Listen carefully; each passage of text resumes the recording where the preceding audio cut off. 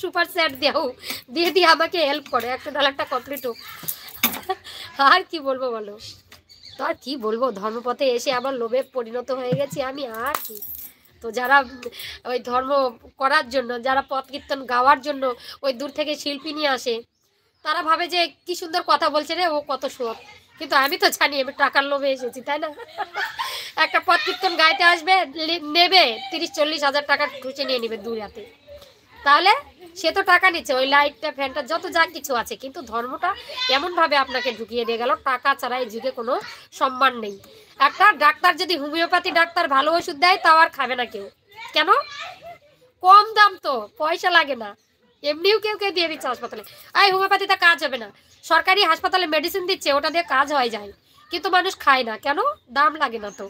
এবার ধর্মক্ষেত্রে যদি যান, টাকা দিয়ে যদি কর করে টাকাটা দেয়, ওই গ্রামের 5টা দরজা থেকে যদি ভিক্ষা করে আনতে হয়, আর সবাই যদি চান্দা ভাঙ্গন করে ওই ধর্ম সংস্থা গঠনটাকে চালায়, তাহলে বলবেন আরে শিল্পী নিয়ে এসেছে, গানটা শুনতে হবে। এবার শুনলেই আপনার আধ্যাত্মিক চেতনার বিকাশ ঘটবে। তাহলে কি করবেন আপনারা? শুনতে তো হবে, কারণ টাকাটাও গিয়েছে কর করা। তাহলে একদিনের জন্য টাকা দিয়ে নিয়ে এসেছি, ছেড়ে দেবো? আজকের রাত্রেই তো এসে খেলে আনন্দ করে আবার গ্রামের মঙ্গলও হয়। টাকা নেবেন এই পৃথিবীতে, জানবেন অমূল্য কিছু নয়, সব মূল্যবান। আর তার থেকে মূল্যবান হচ্ছে কৃষ্ণ কথা, হরি কথা।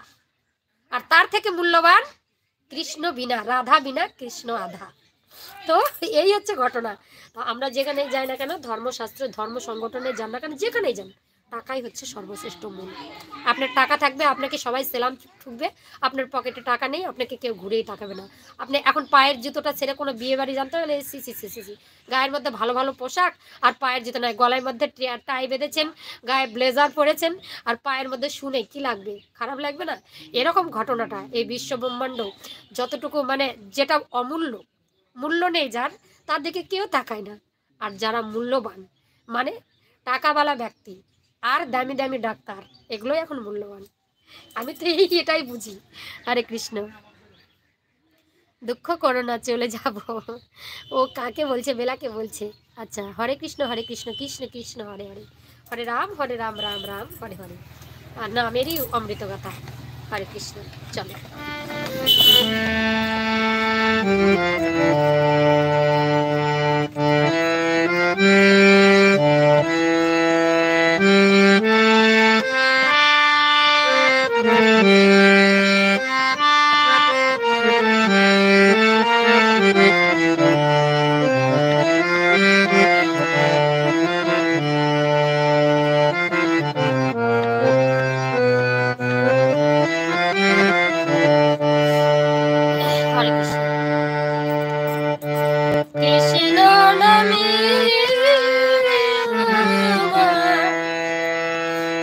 গানটা উঁচু গেলাম।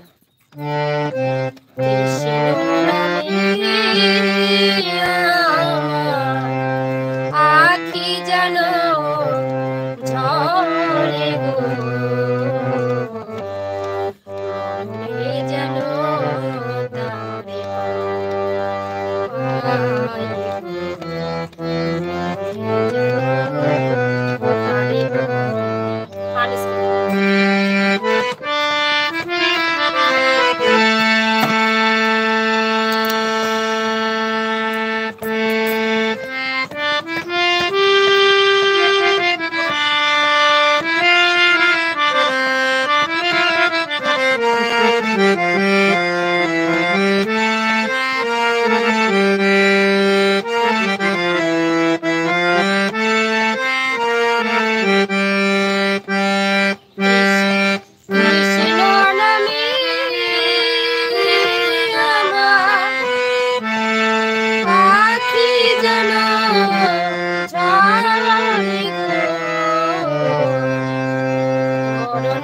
যেন তারে পাই।